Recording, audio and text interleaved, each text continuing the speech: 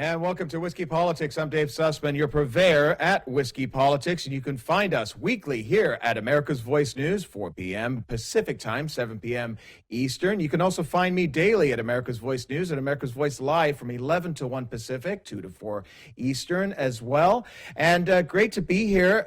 Certainly an incredibly tiring week if you are following politics. I don't know about you, but between the show, the radio, everything else I've been doing, I wish today was Friday, don't you? But the impeachment hearings are apparently over for the week, at least until after Thanksgiving. We don't really know what's going to be happening next, as House Intelligence Committee Chairman Adam Schiff decided that he's had enough of hearsay for at least until everybody's got their fill of turkey.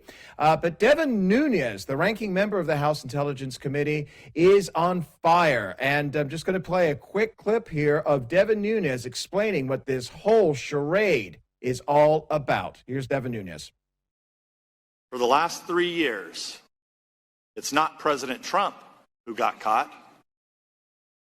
It's the Democrats who got caught. They got caught falsely claiming they had more than circumstantial evidence that Trump colluded with Russians to hack the 2016 election.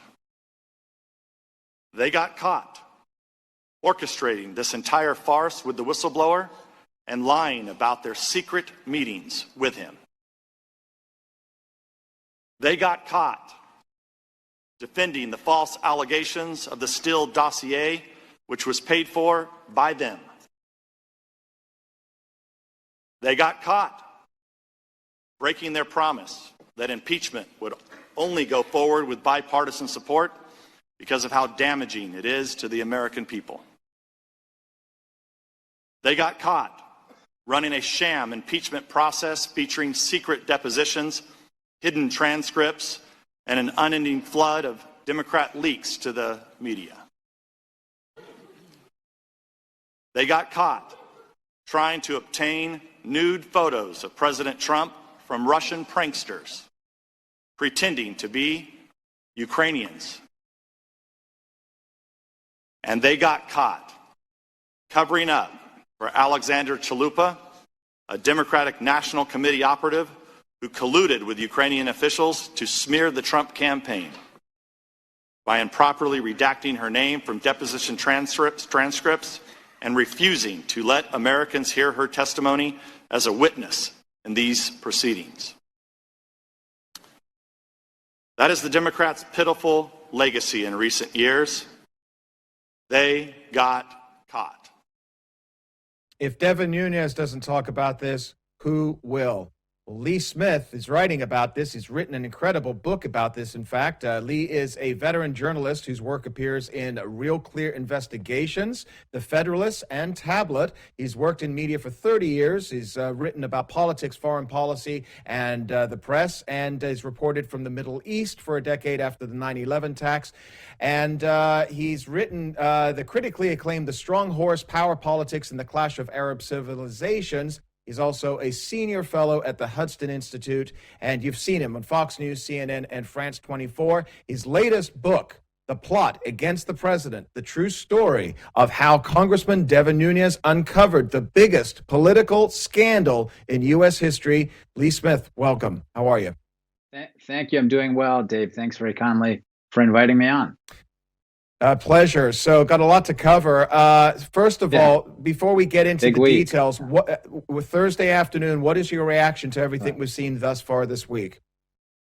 Well, I mean, I think that there's a big gaping hole in the middle of the Democrats' impeachment inquiry, and the hole is where an impeachable offense should be. They have nothing, which is what we've seen over the last 2 weeks now, is the Democrats. I mean, look, the Democrats have been trying to impeach this president. They've been trying to remove this president since the day he was elected, since the day after he was elected, rather. And there is no impeachable offense in the Democrats' impeachment inquiry. It's a show. I mean, there's not much else to say. I mean, people have also been finding it tremendously boring, tuning it out and turning it off because, again, there's just nothing there. Want to get into your book here because I think this really was the premise for everything we've been seeing these past couple of months regarding the whole Ukrainian, the transcript. Yeah. You write in your book, and I'm just going to read a little bit here for our audience. Mm-hmm. In your book, you refer to Nunes as demonstrating the essence of what would be understood as a political operation to destroy Trump. Right. It began in the winter of 2015-16. You say it consisted of two components that were intertwined. Yeah. It involved senior officials from the Obama administration. They did electronic surveillance, confidential human sources to spy on and entrap the Trump team. Right. They had leaked classified information to the press to portray Trump and his circle as compromised by hidden ties to the Russian government. That was a political espionage campaign. And then the other component was the media campaign. The press had published leaks. We've just seen that with Adam Schiff and his Star Chamber releasing leaks specifically. And it looks like the media has been complicitly carrying the water for the Democrats.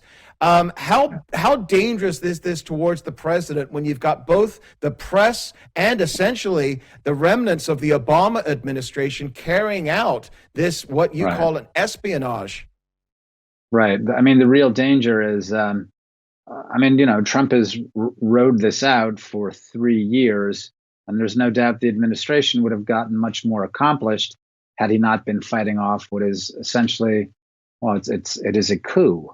The real danger here is, though, finally to American institutions and to the U.S. public. I mean, these people, Clinton operatives and the media and Obama officials coordinated on an intelligence operation against a candidate first and then against the sitting president. And one of the results that we can see most clearly is the American public sphere is entirely broken. You might have seen these different articles coming out lately from the New York Times and the Washington Post, wondering why people don't believe the establishment media. Well, it's obvious. It's because they've been lying. They've been part of an information operation for the last 3 years. There's really no mystery here. So this is enormously damaging to the American public. We need a press, a serious press that publishes information from which we can gather enough news to be able to make important decisions about how we live together and how we choose to project influence and power abroad or do not. And right now, while these institutions continue to bear the same names, like the Washington Post and the New York Times and CNN and MSNBC, in no ways do they actually resemble anything like a news gathering and news disseminating organizations. So that's extremely dangerous, again, to all of us, to the public, more so right now than to the president.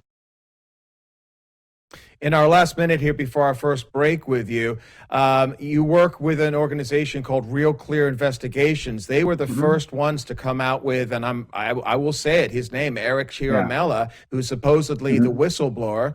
And the press have squashed this completely. And in fact, social media are suspending people if they mention his name now.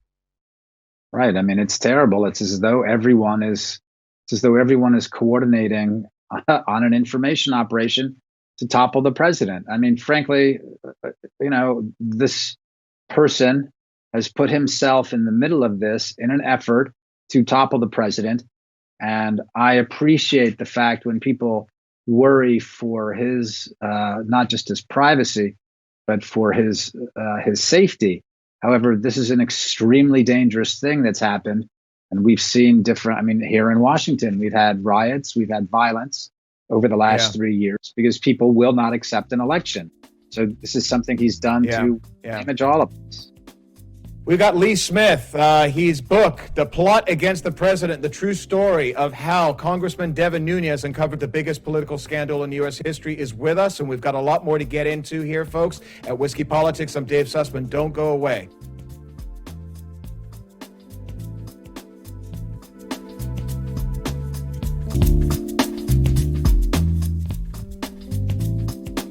And welcome back to Whiskey Politics. I'm Dave Sussman. We've got Lee Smith, who is the author of The Plot Against the President, the true story of how Congressman Devin Nunes uncovered the biggest political scandal in U.S. history. The Federalist reports today, Lee, that the media acknowledged Ukrainian election meddling until it hurt their impeachment efforts. Fired FBI Deputy Director Andy McCabe, who's awaiting indictment, by the way, after losing his appeal. He, of course, found a home at CNN. He suggests that the Ukraine meddled in the 26 election is a fictitious story. Got a clip of it. I'm not going to play the clip because I want to spend more time with you.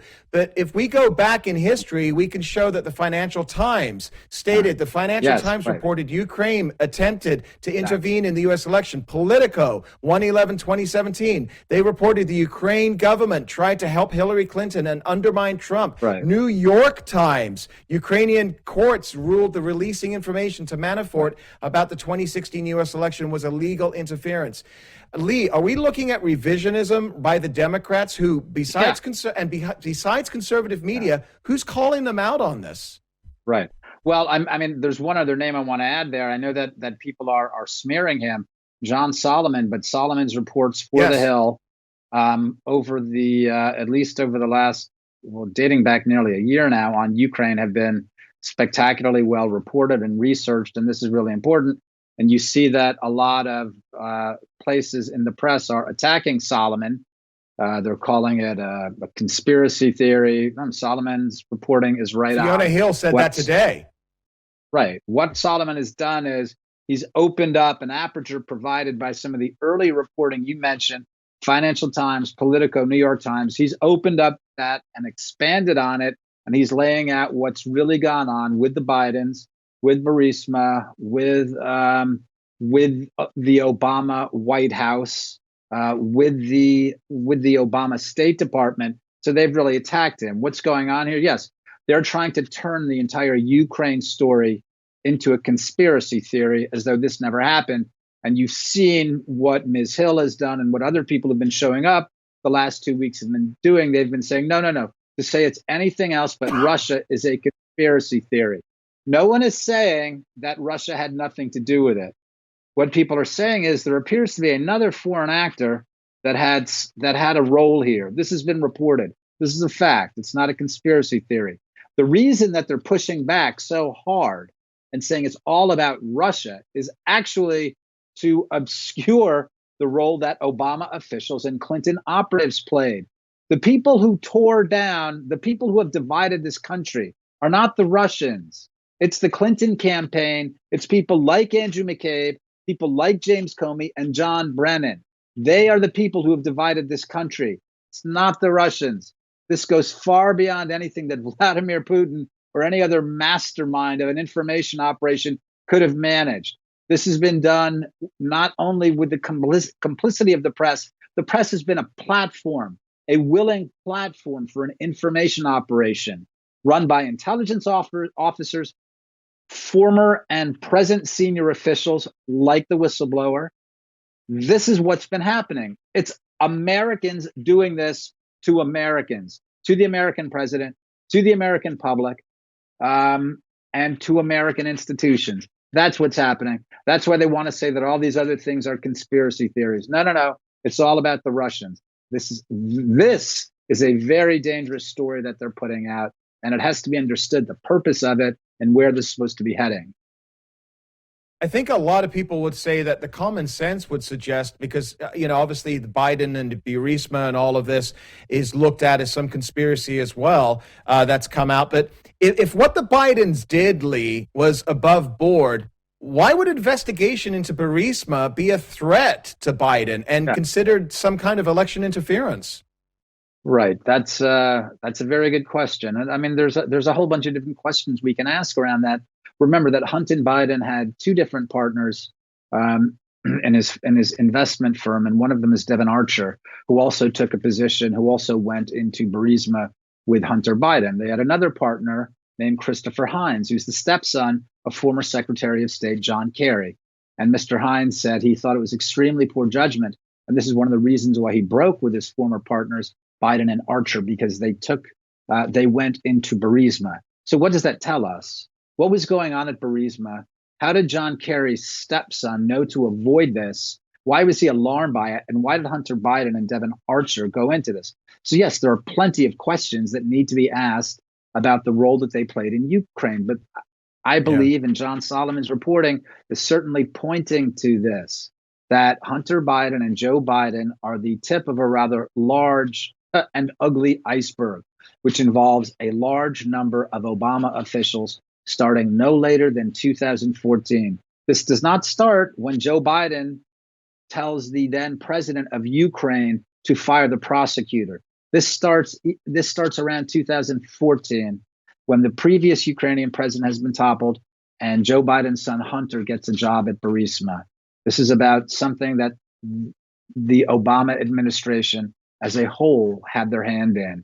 And this is, of course, another reason why they want to say all the talk of Ukraine interfering in 2016 is a conspiracy theory. No, it's something we need to get to the bottom of, and it's something that Trump rightly wants to get to the bottom of.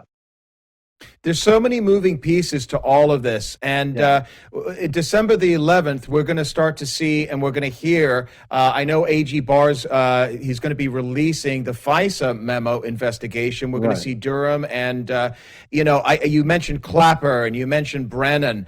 Let me ask you from this standpoint, when we talk about the FISA memo, the Foreign Intelligence Surveillance Agency, and that it was based upon the Steele dossier, which we know was fraudulent, which was provided by, corrupt Russians. Does that come back? Does that finally get some get some attention by the press here? Because this is all going to come back on Obama and Clinton, isn't it? Right. No, it won't get any attention, or it will be shaped and spun in a particular way to protect different people, different Obama officials, Clinton operatives, and of course the press itself. Again, I know I'm boring and redundant here, but it's very important to understand it's not just a matter of the press being partisan and that it won't cover certain things. The press has been a part of this operation. It's been the central part of it. This operation does not exist without the press, right? It's not like they're ignoring certain things. They're spinning it this way and pushing it this way. So when the FISA abuse report comes out, and we're hearing reports right now of December 9th. I hope it comes out then. There have been many delays. We'll look forward to it, though I wouldn't put too many hopes right now on this report. I think that what most people are looking at on Capitol Hill, on the Republican side, as you mentioned, Attorney General William Barr, is the larger investigation over which U.S. Attorney John Durham is in charge. Yeah. So in your last few minutes here, about your book, The Plot Against the President, the true story of how Congressman Devin Nunes uncovered the biggest political scandal in U.S. history. First of all, you had unprecedented access to Devin Nunes. How did that come about, and how much time did he spend with you? And what was some of the biggest surprises that you got from doing your investigation here? Yeah, we started speaking about different issues regarding the investigation a little while ago, and at a certain point, I thought it would be a good idea to write a book and to provide an accounting. One of the things that the congressman has spoken about, to come back a little bit to the Durham investigation that you mentioned, he's spoken about two things: an accounting and accountability. And so the book is a part of the accounting of what really happened. The press has not come out with it. The press will not come out with it. The press has published disinformation. So the book is part of the accounting of what really happened during the 2016 elections. The accountability, that is something that we're looking at while the congressman and his team, the Objective Medusa team, as they called themselves, while they made criminal referrals, it's up to the Department of Justice to hold the people, to hold senior Obama officials and others accountable for the crimes that they may have committed. Gotcha.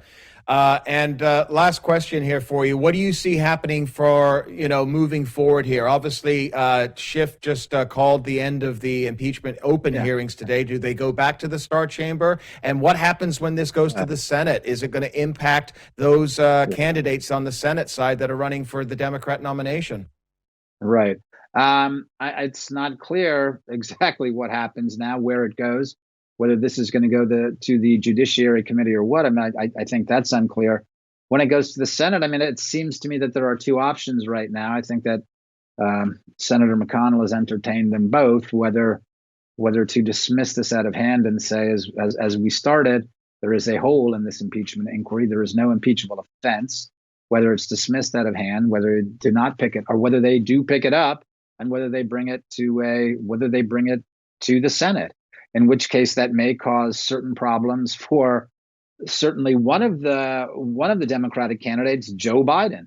I mean, I would imagine that the Senate, Republican-led Senate, will certainly call people like Joe Biden and Hunter Biden to testify. So this may turn out to backfire on the Democrats in a very, very bad way. And the big thing right now, again, is that this is not a joke. This is a very serious thing. And again, the bigger point is it's not just affecting the president of the United States. The fact is what it's doing to the American public. It's hardening a divide that we've seen here since the 2016 election. It's incredibly bad for the country. It's Right. bad for how we get along as Americans, how we live as neighbors, how we live as fellow Americans. It's a terrible thing. Yeah. Lee Smith, greatly appreciate you taking the time, good sir. I know you're heading over to Fox. Thank you for inviting me. We appreciate you giving us a lot more time than you're going to be giving Fox tonight. So everybody look for Lee Smith and look for his book, The Plot Against the President, The True Story on How Congressman Devin Nunes Uncovered the Biggest Political Scandal in U.S. History. Greatly appreciate all your work and would love to have you back on as things move forward. I look forward to it. Thanks very much. Take care, Lee. And some examples of how the media are basically stepping over their own toes and ruining any reputation and trust will be.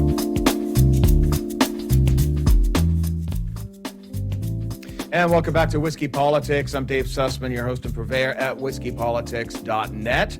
And if you're following us on America's Voice News, we come out now every Thursday at 4 p.m. Pacific, 7 p.m. Eastern. And you can also find me at America's Voice Live, 11 to 1, daily Pacific time. That's 2 to 4 for those folks on the East Coast. And you can do the math in between.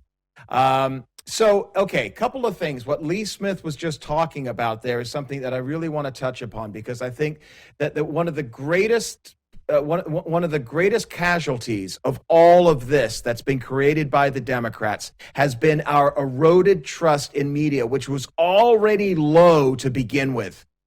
I mean, I remember, I can go back to the early 1990s, not to age myself, but I remember when Bill Clinton and George H.W. Bush were running for president together. I think Ross Perot was in that. I saw a pickup truck in front of me, and it had a bumper sticker, and it says, "Don't believe the liberal media." So it's not anything new that the media have always been biased, but for a certain amount of us, we had a trust that they would get the story right, that they would report both sides of the story.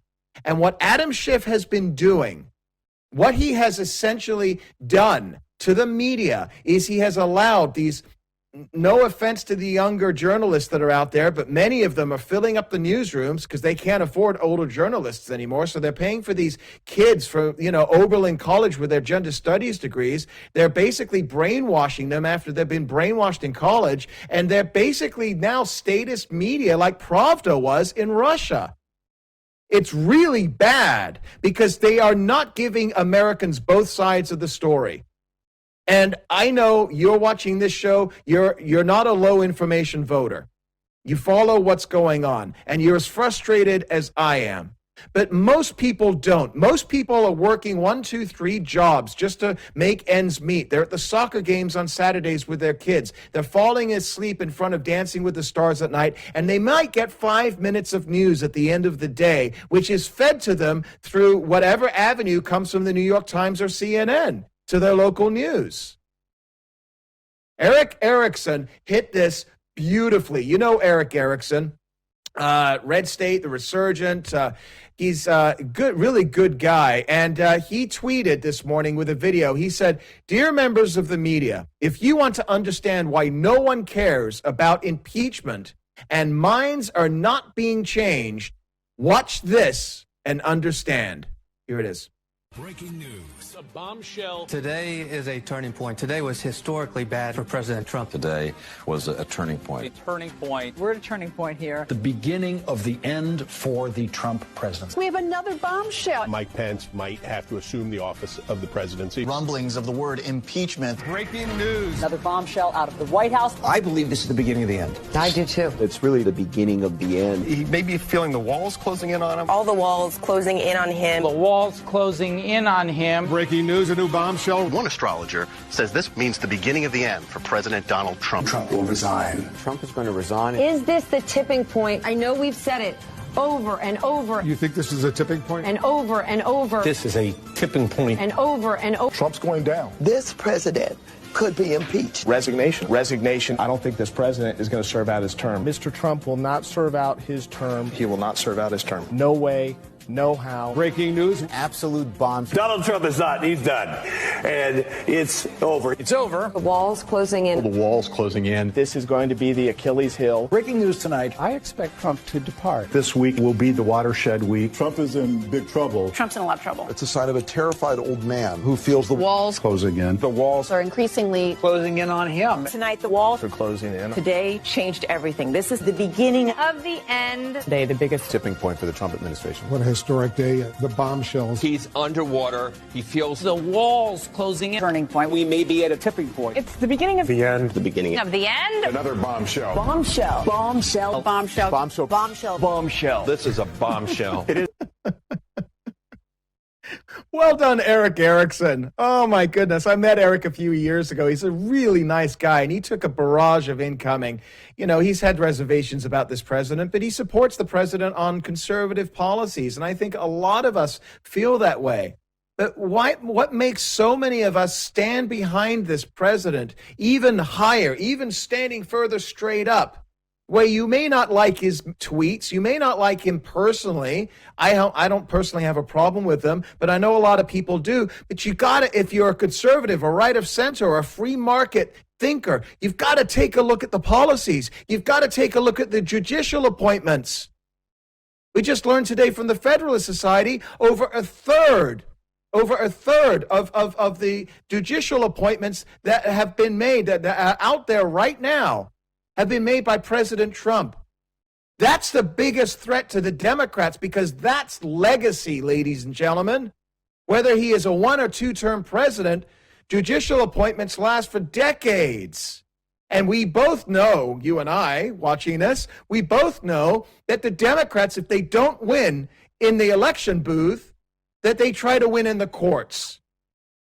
And what Trump has been doing is he's been putting originalist judges, as per the Federalist Society. And it is scaring the bejeebies out of the Democrats. Why do you think they're pushing so hard? But here's the key. People are wising up. And while we may not be putting bumper stickers on our car, because we know what's going to happen to our car if we do for Donald Trump, voters are waking up, and they're seeing what a scam and a charlatan this whole thing is, and what Adam Schiff is. We saw it last night after the Democrats' debate. Georgia voters, they were interviewed in a restaurant regarding what they thought of the Democrat debate. Let's take a quick look what happened. Hey, guys, it's the Marietta Diner. Who watched last night? Who thought there was a clear winner? Okay. That wasn't... With that, we begin with Marcia. You said there was no winner. Why? Because we are not in a personality contest. We are choosing the president. There is no one who can beat this president's accomplishment. The best economy in the world. So who can beat that? Marcia, thank you. That's Marietta, Georgia, folks. That's outside of Atlanta. That's a suburb. It's a nice area, but it is demographically mixed. If the Democrats, they want to turn Georgia, they think it's purplish now. You've still got Stacey Abrams saying that she really won when she lost by 50,000 votes. Georgia is not going purple, or especially blue, anytime soon. When you've got a diner full of people in Marietta, Georgia, a very diverse community, wonderful area. I've been there. Great people. They're furious. And a lot of people are furious because they see this for what it is. And I'm telling you right now, the thing that Donald Trump has done best is that he has given permission to Republicans who have been very patrician over the years, the Mitt Romneys, the Bill Kristols, the William F. Buckleys. We don't fight back because we are above that. And we saw that with George W. Bush. But now what we're seeing with Representative Collins from Georgia, and we're seeing it with Matt Gaetz, and we're seeing it with Jim Jordan. We're seeing it with these new guys, and the RNC is taking notice. They're going to be taking the Democrats' own words and start to use them against the Democrats for campaign purposes. Here's a new ad that the RNC is putting out right now. This is about preventing a potentially disastrous outcome from occurring next year. And I'd like to impeach the bastard right now. An imposter. He really should be punished. That charlatan in the White House. We're going to impeach the motherfucker. I am not running for anything except the impeachment of Trump. We cannot accept a second term for Donald Trump. If we don't impeach this president, he will get reelected.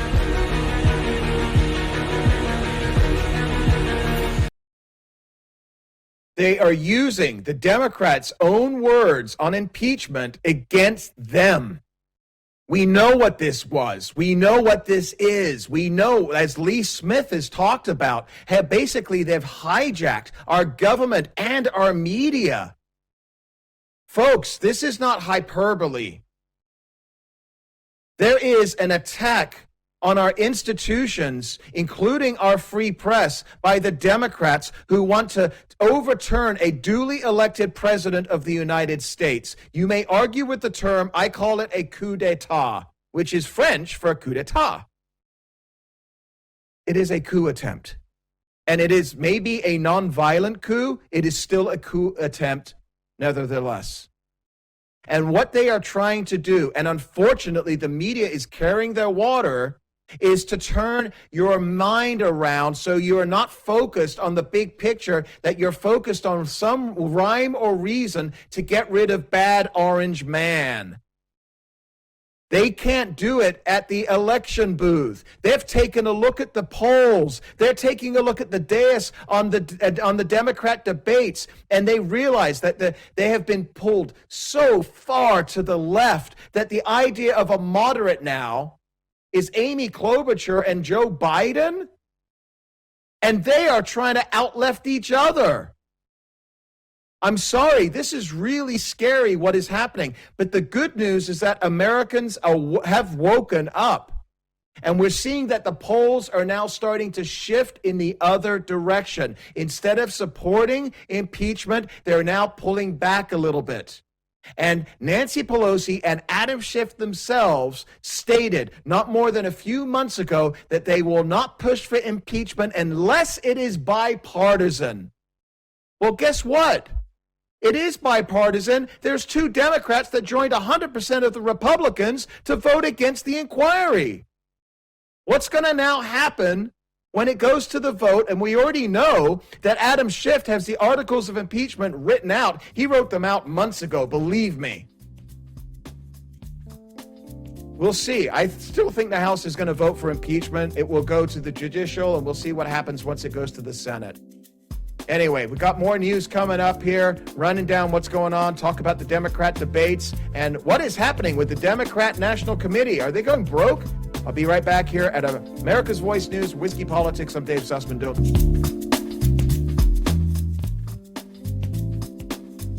And welcome back to Whiskey Politics. Dave Sussman here. Really do appreciate you taking the time and watching our show, listening to it if you're listening to our podcast version. And you can find our podcast if you're not already subscribed on iTunes, Stitcher, Google Play, and at the Ricochet Audio Network. And you can find me daily at America's Voice News at a show called America's Voice Live. We do a 2-hour overview, rundown, live news, and everything else with Amanda Head and myself from 11 to 1 daily. That's Pacific time, 2 to 4 East Coast time. Time. And you can find me here weekly at Whiskey Politics at 4 p.m. Pacific on Thursdays. So I want to get back to a little bit about what's going on with the impeachment hearings and everything that's just been taking place this last week. Mollie Hemingway, who we've had on the show, by the way, she's fantastic. She's over at the Federalist. And she tweeted this morning that easily Trump's biggest failure has been the horrifically bad job he's done with personnel. Personnel is policy. Almost a miracle there haven't been more efforts such as this Ukraine one. A lot of contributors to the personal failure, but ultimately his responsibility. Yeah, I'm with you on this one, Mollie. And I think, you know, for if you are a conservative and you are a supporter of this president, it doesn't mean to say that you can't be critical at all in any way about this administration. I think you need to be intellectually honest about it. And the fact is that this is a president that has no political background, which means that he came in to the White House, thought that he can make some appointments and everything will go swimmingly, that everybody would be supportive of his policies. Little did he realize just how deep the tentacles go in the U.S. government, whether it's the foreign services or the State Department or the judicial and the FBI. That there are significant numbers of people in we're going to call it the deep state, that have been there for 10, 20, 30, 50 years in some cases. There are people there that have been there their entire lives. They are careerists. And we saw it today with Fiona Hill, who didn't like this president. She had a career in national intelligence. She was with the Brookings Institution, and she actually was at The Hague at one time. We saw it with Lieutenant Colonel Vindman. Lieutenant, make sure you call him Lieutenant Colonel Vindman. He earned it. Listen, if I was in the service, I'd want to be referred to by my rank as well, but a little bit pedantic there. But listen, this is a guy that was offered. I still can't believe this isn't like everywhere. He was offered Defense Secretary of Ukraine. Not once, not twice, but thrice. Are you kidding me? We see them use Yovanovitch as an emotional cudgel to hit America over the head. You know, the folks that are watching the impeachment hearings in daytime TV are going to be manipulated emotionally by Yovanovitch. And again, a careerist in our government. And I think you can have 100 Trumps in a row, but until you come in and retire half of these people, you will not get the things done that you want to, because they are ingrained, they are entrenched, and most of them are very much career government workers. And we saw this in Northern Virginia. Virginia just lost both houses. I think they've got the supermajority in the assembly there now. Why? Because the government has grown so big, it's metastasized like a cancer, because they can no longer afford to live in Washington, D.C., because it is so friggin' expensive that they're now living out in the suburbs in Northern Virginia and in Maryland, and those states are going bluer, and it's like this primordial Marxist ooze that's just moving out from D.C. How hard is it for any president to replace career diplomats? Well, President Obama got rid of all of George W. Bush's ambassadors. Nobody wants to talk about that. He came in and just did a full house cleaning. Why didn't President Trump? Why didn't President Trump? It's something to think about. Meanwhile, as I was talking about a little while ago with Lee Smith, we have somebody like former FBI Director Andy McCabe. Again, this guy is waiting for indictment after losing his appeal, and CNN gives the guy a job, and he's basically carrying the Democrats' water, trying to manipulate what people are thinking, suggesting that Ukraine meddling in the 2016 election is a fictitious story. Here he is on CNN. What he's hearing in these hearings are an existential threat to his presidency, and for good reason. I think it's really important, the comments that you, Jim and Jamie, made about the Russia implications here. It's not just that he subverted U.S. policy for this fictitious theory about Ukrainian meddling in the election, which, by the way, the absolutely unanimous conclusion that it was Russia, not Ukraine, is a conclusion based on fact. The United States government has detailed hard forensic evidence of the Russians' engagement in that meddling.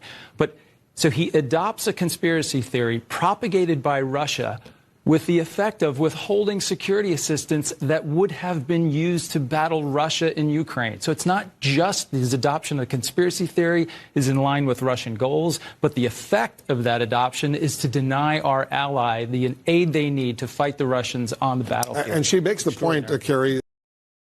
CNN thinks you're stupid, ladies and gentlemen. They think you're idiots. They think you're the great unwashed. That the intelligentsia know better than you. That you messed up badly in the 2016 election, and they're going to fix it because you don't know any better. But guess what? We have something called the internet.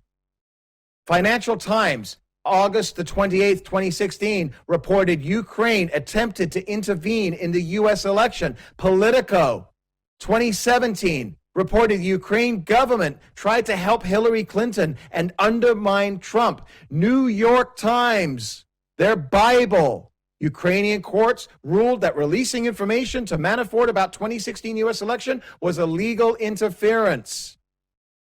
They think you've forgotten this, and they're trying to reinvent the narrative. And I'm going to tell you something right now. And I don't think we have time to go to the debates, Denver. I'm going to show you right now that this is having an impact on the Democrats. It is having a direct impact on how much money they're raising. The FEC report just showed that the Democrat National Committee is $7 million in debt. Think about this for a minute. They are in election mode right now. And what you're seeing is that, in essence, DNC, Tom Perez, is losing money. It is a losing business. They would be bankrupt. The Republicans, by the way, are raising tens of millions of dollars. They've got $50 million just sitting in account. Brad Pascal is ready to start spending like you wouldn't believe in the battleground states and in the areas where he believes that he's going to be able to flip the House back to red. Listen, ladies and gentlemen, the House, for the House to flip again and have Kevin McCarthy be the House Majority Leader, for House Majority Leader Pelosi to give him back the gavel, the Republicans need 18 seats. That's it. 18. And there are a number of districts across the country that were razor thin, very flippable. And the Democrats are scared to death right now because they're not raising the money. The Democrats are not spending the money.